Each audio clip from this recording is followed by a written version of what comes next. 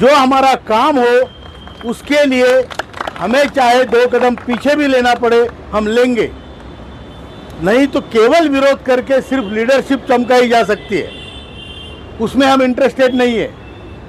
हमारी नेतृत्व चमकाने के बारे में हम कभी नहीं सोचते हैं। हम ये सोचते हैं कि क्या करने से अच्छा होगा, सबका भला किसमें है। और जैसे कि आप सब जानते हैं, जो लोग देर से आए उनको मैं बताना चाहता हूँ, यहाँ पहुँचते ही 10 बजे मंत्री जी ने ऊपर से आदमी भेजे और यहाँ से 5 रिप्रेजेंटेटिव को बुलाने के लिए कहा। हम 5 लोग यहाँ से गए। मैं आपको बता दूं, क्योंकि जो आपके प्रतिनिधि के साथ होता है वो आपके कष्टों की प्रतिक्रिया है। आप जो कष्ट कर रहे हैं, जो पराक्रम आपका है, जो आपकी शक्ति एनर्जी है, वो प्रतिनिधि को मिलती है और उसका स्वागत सत्कार मतलब आपका स्वागत सत्कार होता है।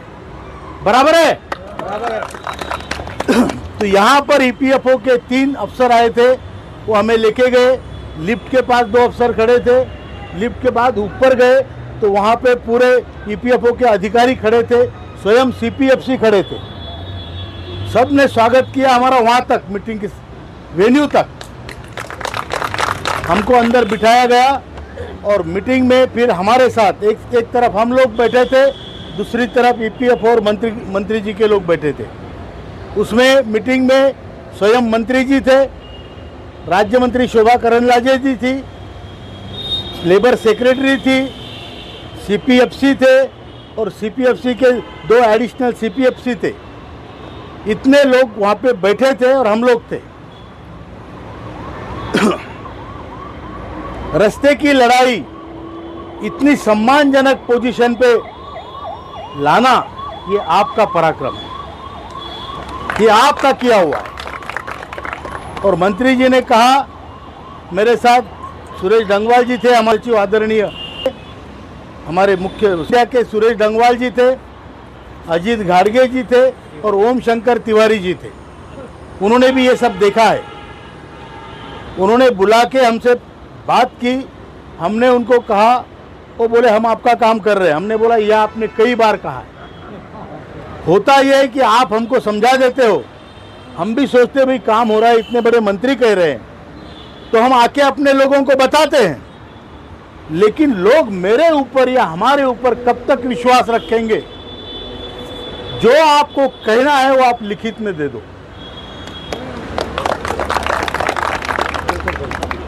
उन्होंने कहा ठीक है। हमने बोला आपको देना है, नहीं देना है, कितना देना है, आपकी भावना क्या है, नहीं दे सकते तो कब दे सकते हो? जो भी आपकी मंशा है वो हमको बुला के चाय पिला के पूरी नहीं हो सकती। वो आप लोगों के सामने बताओ। आप नहीं बता सकते, हम बताएंगे, लेकिन आपका उसमें लिखित कागज होना जरूरी है।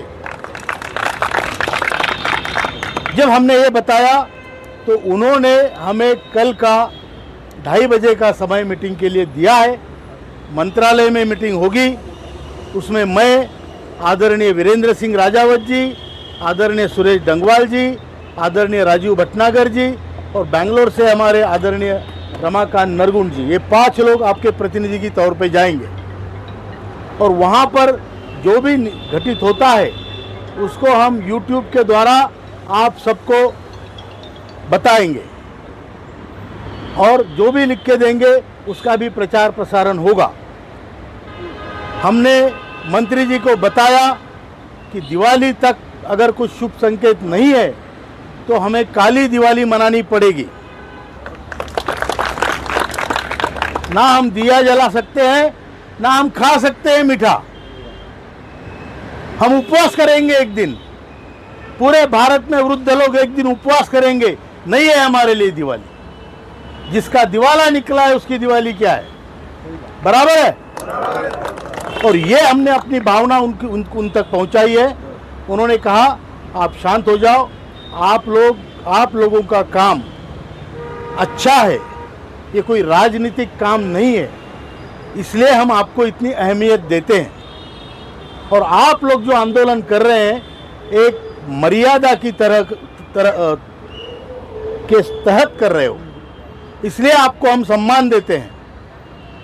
और इसीलिए मैं मंत्री होके भी आपको बुलाता हूं, आपसे